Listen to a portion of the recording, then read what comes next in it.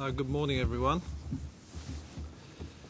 Welcome to the bank to our 6-monthly financial stability review. For those who don't know me, I'm Grant Spencer, Deputy Governor, Head of Financial Stability, and Governor sends his apologies. He's at a BIS meeting at the minute, so can't be with us today. I have with me Toby Fines, who's our Head of Prudential Supervision, and on my left Bernard Hodgetts, who's Head of the Macro Stability area. So Bernard's responsible for putting this document together. Summarising the current situation, we are continuing to feel the effects of the global financial crisis. It has now been going on for nearly 2 years. As you know, the financial markets have seen something of a recovery over March and April, but in our view there is still quite a long way to go before we see any sustained recovery in the markets. The global stresses will be with us for some time yet. Domestically, the easings in fiscal and monetary policy have softened the impact of the global pressures, but these policies cannot insulate New Zealand fully from the international situation, and nor should they, given the need to substantially improve our national savings and our external balance. With respect to the banking system, the liquidity and funding pressures that we highlighted in our November report are easing. However, we have been seeing an increase in credit problems, with a significant pickup in non-performing loans in the recent half-yearly results by the major banks.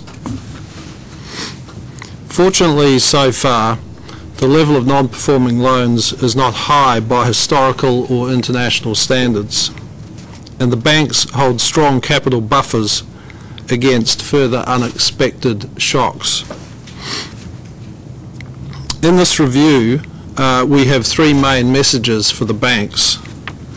First, the bank should continue to lend to creditworthy borrowers and avoid any excessive tightening in credit conditions. Second, the bank should keep provisioning up and also maintain strong capital buffers against any further deterioration in the international markets. And thirdly, the bank should continue to lengthen the term of their liabilities in order to reduce their vulnerability to further credit shocks.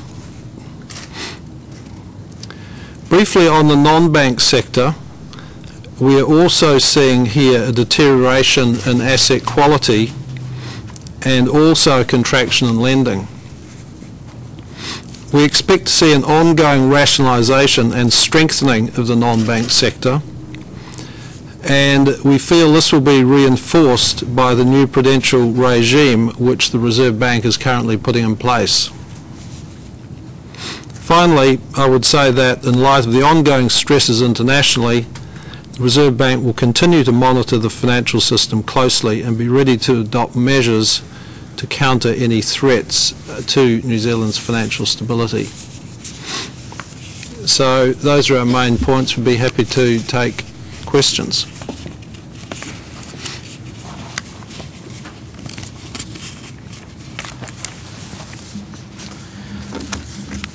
You note that interest margins have started to rise recently, and you say margins on some lending, such as floating rate mortgages, have been unusually elevated at times. Is this one of those times? Well, it is one of those times, actually. The margins have increased across the board, as we know, because of the risk, the increase in risk and the pricing and risk that is now adjusted. And this has been going on now for some time, really triggered by the international credit crisis. So that's been reflected in the margins on the cost of funds for the banks and also their lending margins. But you know, those lending margins vary, and if you look across different lending products, mortgage products, there's quite a range, and we do see a considerably higher margin on floating rate mortgages than on most fixed rate mortgages. So in our view, there's probably, we feel there's more scope for more competition in the floating rate mortgage segment of the mortgage market. Those margins really have been really as high as I can ever recall on those particular rates, on the floating rates. You note that the house prices to income multiple, while off its peak, is still high by historical standards. I wonder if the bank has a view of what a sustainable ratio is and how long it might take us to get back to one. Well, Bernard might have something to add on this, but you know, we in our monetary policy statements we have taken a view that we expect house prices to come off substantially. They've already come off 10% or so, and we expect further adjustment because during the housing boom it did get to a level, house prices got to a level that were quite unsustainable, and there are different measures of that. One of them is the one you just referred to. I think recently we've seen a bit of a pickup in the housing market, but we still think there's adjustment still to come, and it's a bit too early to call the bottom of the housing correction. Bernard, you got any further comment on that? No, I mean, I'd probably just add that there, as you'll see in the document, there are a number of ratios that one can use to gauge whether or not the housing market looks overvalued, and the ratio of house prices to incomes is just one ratio. Generally speaking, I mean, on a number of different metrics, house prices do seem to be overvalued. So, we still see some risks in the downward direction in terms of house prices. Quite how that adjustment plays out, of course, is an open question.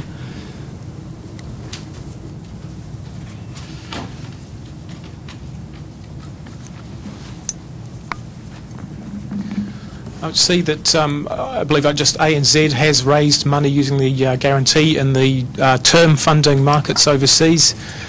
You're obviously pretty keen to see other banks follow suit in order to meet your expectations around lengthening the maturity profile of their funding book. Do you see, is there still a tension there in the pricing available to the banks on those markets, and what you'd expect them to do or hope that they'll do? Is it just simply not cheap enough for them to do what you'd want them to do here?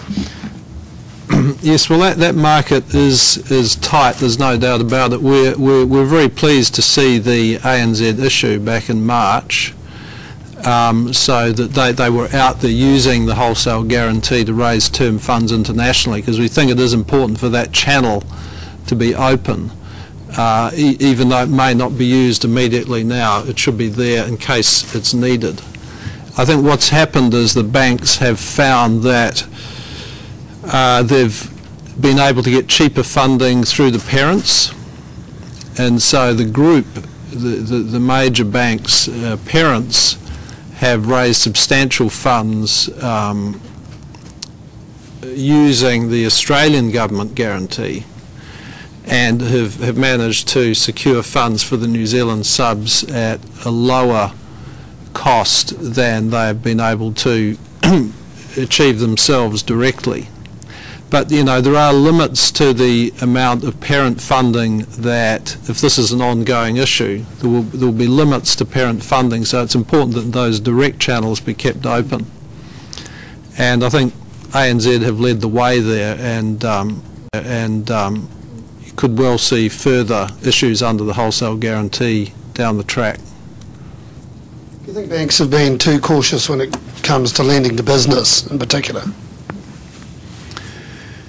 Well, this is an issue. I think we have seen a significant slowdown in lending to business, and we think most of that is demand driven.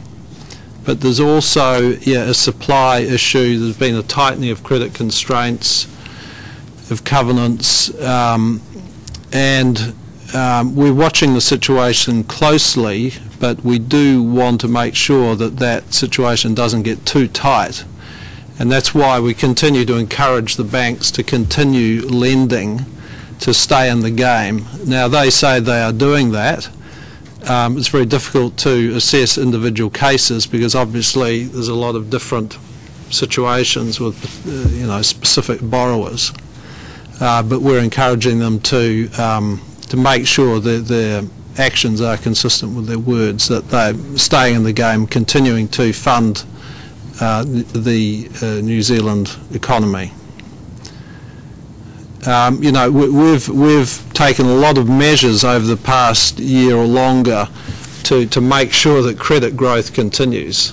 We've been easing monetary policy, we've been easing liquidity policy, we've got RMBS, we've had the guarantees, all sorts of things. So, our main reaction to this whole credit crisis has been to take actions to make sure credit growth continues, and we're determined to do that.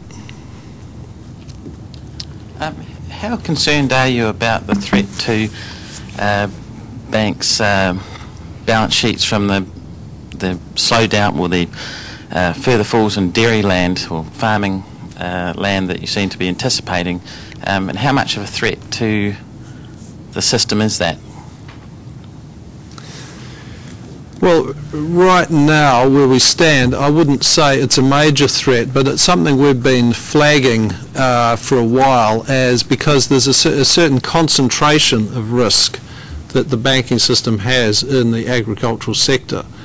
The issue there is that if you get a downturn in commodity prices, you can affect asset prices and also incomes, and therefore ability to service the debt. So there's potentially a concentration of risk if you see a significant downturn in commodity prices. Now, we've seen a drop in dairy prices, but we've seen a little bit of a bounce as well. It hasn't been very dramatic at this point, but we need to make sure that the banks have the buffers in place to handle a potentially more substantial shock. We haven't seen a substantial shock, but you never, in today's world, you're never sure what's around the corner. And one of the things we've been doing is talking to the banks about the capital that they keep in support of their agricultural lending. And we've been reviewing the sort of parameters around that in recent times. But it's a more precautionary thing. It's not an issue that's with us right now. How much have the banks improved the maturity of their international funding? Because the report talks about it still being above 40%. There hasn't been a major movement in that because it's, the banks came into the crisis with a relatively high proportion of short-term funding. And of course, once you got into the crisis, the term funding is harder to get. So it's hard to correct that imbalance, if you like, during the difficult period. Now, down the track, the longer term, we would expect an improvement, a greater proportion of long-term funding and retail funding relative to the short-term funding. And this is what our prudential liquidity policy has been about. But we can't expect them to correct it immediately when the markets are very tight and the term funding markets continue to be expensive, and it's just hard to get funds. So it's much easier during the difficult time to access the short-term funding. The offshore commercial paper markets are still quite liquid at this point. What type of measures could be taken in the prudential policy review, to force banks or encourage banks to lengthen their maturities and bring funding back on shore? Well, this new policy that we've had out for consultation, maybe Toby, do you want to comment on that? Yeah, sure. I think the key thing is going to be the core funding ratio, which we'll be bringing in. The liquidity policy went out for consultation in December, two-month consultation period. We've been talking to the banks since then about it, and we've been recalibrating that core funding ratio with them. We should be in a position later this month to release the policy finally. Essentially, it's going to have the same shape and structure as we consulted on, but there's going to be some recalibration of the numbers and the criteria in there. But what we're looking to do is to set a minimum ratio for what we call core funding as a percentage of their longer-term assets. So the core funding is the retail deposit base and the longer-term wholesale deposits. And what sort of level is that out for the banks at the moment? Well, it varies from bank to bank, and it depends how you define it, but it's sort of 60 to 70% at the moment. And where would you like it to be? North of that. We essentially had a situation where, the banks, the individual banks had their own internal core funding sort of limits, but this is one of those areas where there's a difference between the risk of just look at each individual bank by itself versus the whole system. When you put all together in the whole system, that a high proportion of short-term funding became more of an issue, because all the banks in the country is going to the same sort of trough at the same time. So that's why we think there are grounds for a sort of a policy intervention there to lengthen those liabilities. You've spoken of the threats that are facing the non-bank lending institutions. Do you think we're likely to see any of them fold in the near future? Well, that's possible. Clearly, we have seen a number close already or go into moratorium, and there could be more. The point I was making earlier is it's clear that industry is going through a rationalisation, and we think that will continue, and it will be reinforced by the prudential regime that we're putting in place, which will, increase sort of minimum safety standards and also improve the transparency of the sector, which will allow investors to get a better idea of risk and return. You mentioned that the US Federal Reserve helped stabilise the commercial paper markets. Do you know if they actually bought any of the New Zealand Bank commercial paper? Simon here is at Markets. Can you answer that one, Simon? We don't know the specific purchases they've made, no. In the non-banking sector, those that are left at the end of all of this, you seem to be indicating that they'll be much stronger than what they've been in the past. That's what we would expect. I think that's a fair statement. They'll have to meet. I mean, a number of the non-banks will already meet the sort of requirements that we're going to put in place with the prudential review. So there's been a bit of a continuum of quality in the non-bank sector, quite a range. So some of the higher quality ones, won't have to do too much, but the ones at the bottom will have to lift their game. You mentioned in the report that you're looking at options for replacing the deposit guarantee scheme. What sort of options do you think are around? Really, Bernard, would prefer not to go into those options. It's something that we're discussing with Treasury, and of course the Minister has the final call on that. So, we're in an advisory role, and I'd prefer not to sort of go into that at this point. You mentioned also that commercial property lending and rural lending is something you're concerned about. Could you give us a bit more colour on the issues you see there? Do you have anything on that, Bernard?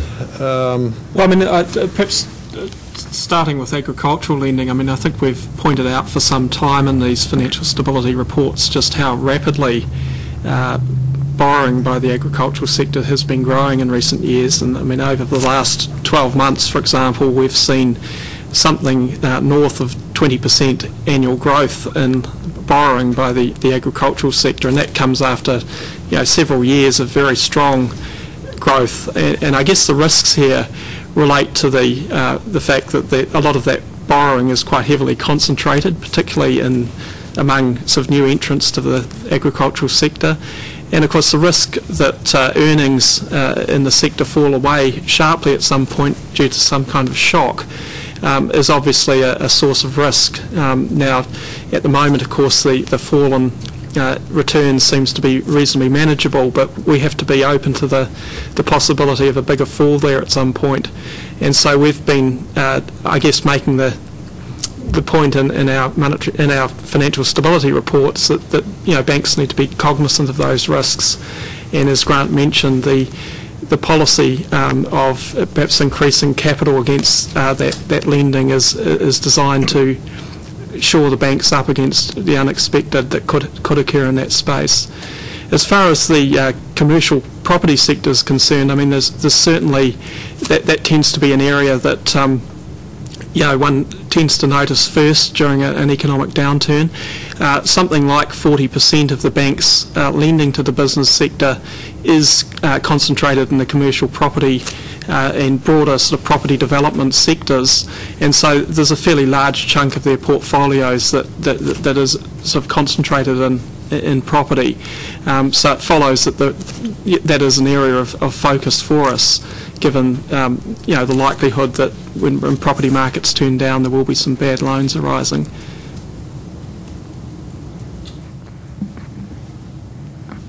Just going back to the issue of credit availability, is the bank absolutely comfortable that all credit-worthy borrowers are able to access credit currently at what the bank would consider reasonable terms and rates? Well, that's what we're certainly encouraging. Obviously, you get back various anecdotes where that may not have always been the case.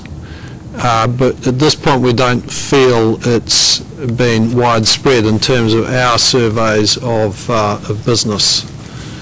But we want to make sure that situation doesn't get worse.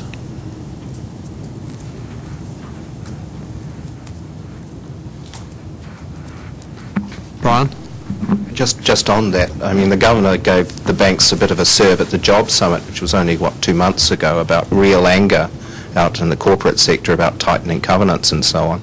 Has there been any shift in the bank's behaviour in that respect since then? We haven't done anything further other than continue with the sort of conventional policies, and we've eased monetary policy since then, and continued to urge the banks, but we haven't taken any specific other actions or any unconventional measures. Do you see any signs that the bank's behaviour has changed? I mean, the banks plural, the commercial banks that he was addressing then. Have they got that message, in other words? We're talking to the banks all the time, and they certainly indicate that they have received that message. That's what they tell us. We don't always hear the same stories from their customers. Do you think they have altered their behaviour at all? In some cases, I think they actually have, yes. And I don't really want to go into individual cases or individual banks, but I think in some cases there have been changes.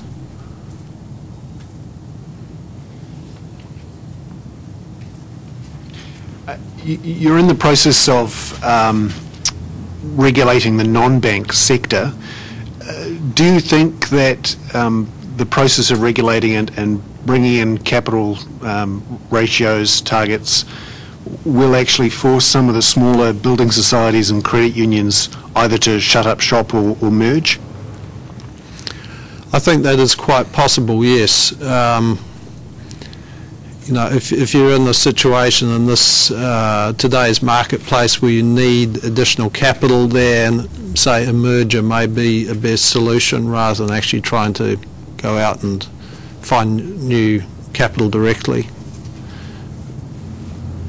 In your initial investigations of their capital levels, are there any that, or some, perhaps without naming names, who are short of capital and would, you think, expect to have to be merged or taken over after the regulation? There will be some that will need to find additional capital I mean, a merger is one solution. The other is sort of restructuring of their own balance sheets in order to better meet the capital adequacy requirement by restructuring the type of assets they hold, for example, that sort of thing.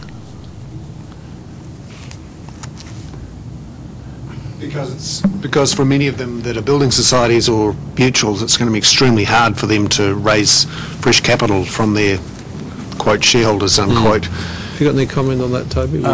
Yes, I mean, just a general comment that on the whole we found that credit unions and building societies were relatively well positioned for the new regime.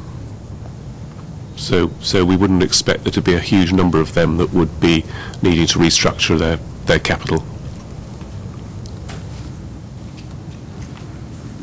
Just on the margins again, I mean, you're saying that margins on the short end in particular are as high as you can recall. The bank at the last OCR said that the OCR would be down for a lengthy period of time. Is there any other sort of sanction that you've got available, any other bullets that you can fire to try and bring those margins down further? No, I mean, you know, the OCR reduction at the end of April, you know, probably didn't have, it had some impact. A couple of banks reduced rates, but it's not floating rates, other rates. Bank bill rates are down, so a lot of the business lending rates are down. But it's probably fair to say that we have been disappointed with the response to date. But having said that, you know, it's not the OCR retail rate relationship is not a precise one. Sometimes the lags are long. There are other factors affecting the actual mortgage rates other than the OCR, and we have to acknowledge that. So we may well see further reductions in mortgage rates as some of those other conditions in the markets change. But we're not considering at this point any other changing our policy approach or introducing any unconventional instruments that we have seen in some other countries. Well, given that disappointing response and a lack of interest in alternative instruments, and your comment that there is limited scope for further fiscal stimulus, have we had all the stimulus we're going to get from policymakers, monetary and fiscal? Well, it's hard to say at this point. I mean, we're not here to really discuss the monetary policy outlook. Alan's June monetary policy statement will be coming up shortly, and it's probably best to discuss that with him at that release. But the way in which the banks operate and react to that, which you're looking at here, must be a factor in the way you think about monetary policy, and you'd have to say that by cutting further you're pushing on a string in a way. Well, we don't think that the OCR has just lost leverage. So, as I say, there are other factors influencing the recent response of mortgage rates to the end of April OCR cut. But that's not to say that the mechanism is broken. So, you know, we had we pushed the pedal accelerator and we didn't get a huge pickup this time, but doesn't mean to say we're going to change this trade in the car.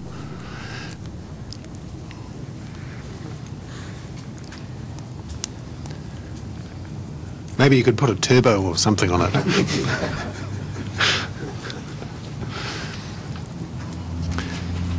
The headwinds, if you like, you know, are not necessarily always going to be there, and there is still scope. You know, we're still at 2.5%, and I don't think it's reasonable to say that you know, OCR has lost its punch. there's still potential scope for monetary policy leverage. Might just add that the effective mortgage rate, which is sort of the average interest rate that mortgage holders are paying, is still coming down over time as a result of the reductions in mortgage rates that have been occurring over the last few months. So there is still a sort of pipeline effect coming through from previous monetary policy easings. And that's true not just of the mortgage rate, but also of business borrowing rates as well. But you'd be pretty grumpy if you broke your fixed mortgage, went onto a floating, expecting that OCR cuts would be passed on, and they're not.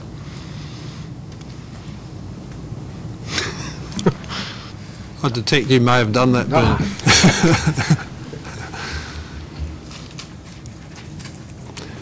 Okay, if there's no more questions, then thanks very much for your time.